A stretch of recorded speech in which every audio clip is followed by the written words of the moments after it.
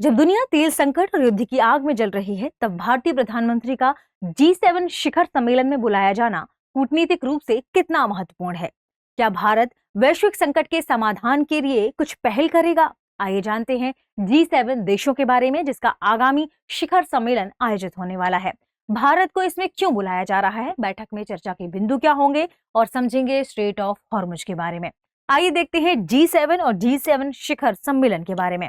G7 ये विश्व की बड़ी विकसित अर्थव्यवस्थाओं का समूह है, जिसमें 7 देश मिलकर काम करते हैं। G7 को ग्रुप ऑफ 7 भी कहा जाता है, यानी ग्रुप ऑफ 7 विश्व की सबसे विकसित अर्थव्यवस्थाओं जैसे France, Germany, Italy, United kingdom, Japan, America और कनाडा का एक औपनिवेशिक मंच है, जिसमें यूरोपीय संघ एक गैर सूचीकृत सदस्य के रूप में G7 की बैठकों में भाग लेता है और अंतर्राष्ट्रीय मुद्रा कोष, विश्व बैंक, संयुक्त राष्ट्र के अभिकर्ताओं को भी प्रायः इन बैठकों में आमंत्रित किया जाता है। ठीक है, भारत एक पार्टनर कंट्री के रूप में इसमें शामिल होता है और शामिल हो रहा है। गठन वर्ष है इसका 1975। इसमें G6 के रूप में इसका गठन हुआ था। ध्यान रखिएगा, G6 यानी पहले इसमें कितने कंट्रीज का ग्रुप था? ये 6 कंट्रीज का। संयुक्त राज्य अमेरिका, यूनाइटेड किंगडम, फ्रांस, पश्चिमी जर्मनी, जापान और इटली, इससे इसकी शुरुआत हुई थी।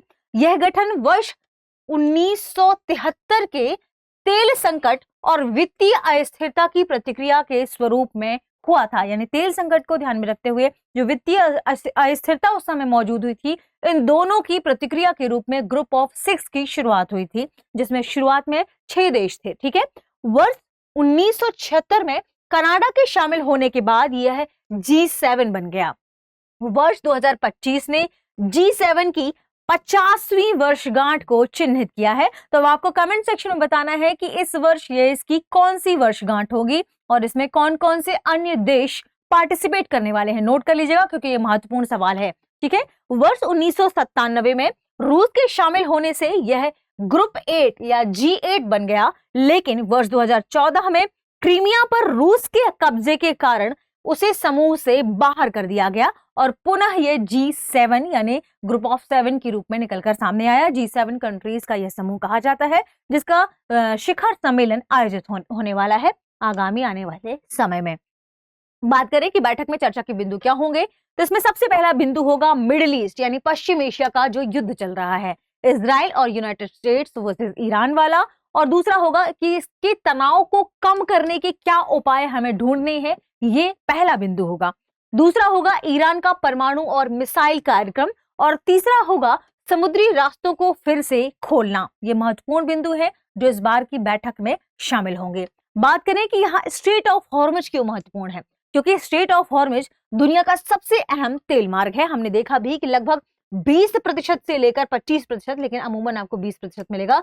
20% दुनिया का तेल और गैस यहीं से गुजरता है और भारत के लिए भी ये काफी स्ट्रैटेजिक महत्व रखता है। जब हम बात करते हैं भारत, तो चीन, जापान यानी जो हम पूर्वी एशिया वाली क्षेत्रों की बात करते हैं, तो इस क्षेत्र के लिए स्ट्रेट ऑफ हॉर्मुज बहुत महत्वपूर्ण है तेल और गैस की आपूर्ति के लिहाज से।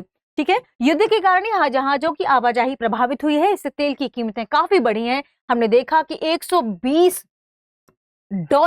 प्रति बैरल तक पहुंच गई हैं और इसकी वजह से ही पूरी दुनिया में ऊर्जा संकट यानी एनर्जी क्राइसिस हो गई है।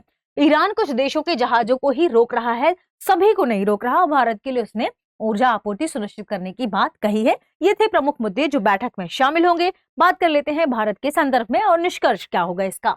भारत G7 का सदस्य नहीं है, फिर भी वैश्विक मंच पर उसकी भूमिका बढ़ रही है, क्योंकि उसे इस बार बैठक में बुलाया भी जा रहा है। स्पेशली ध्यान रखिएगा, मिडिल ईस्ट संकट का सीधा असर ऊर्जा सुरक्षा और तेल की कीमतों पर पड़ रहा है।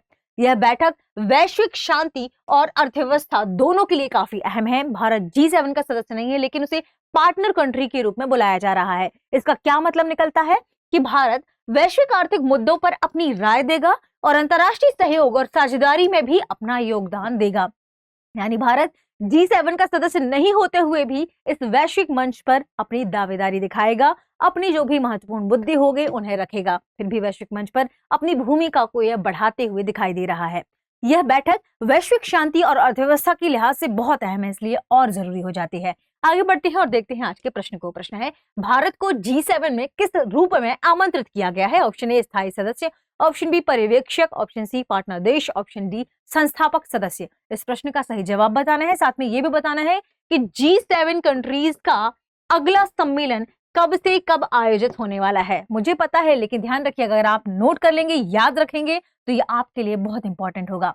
मिलते हैं अगले एपिसोड में। शुक्रिया।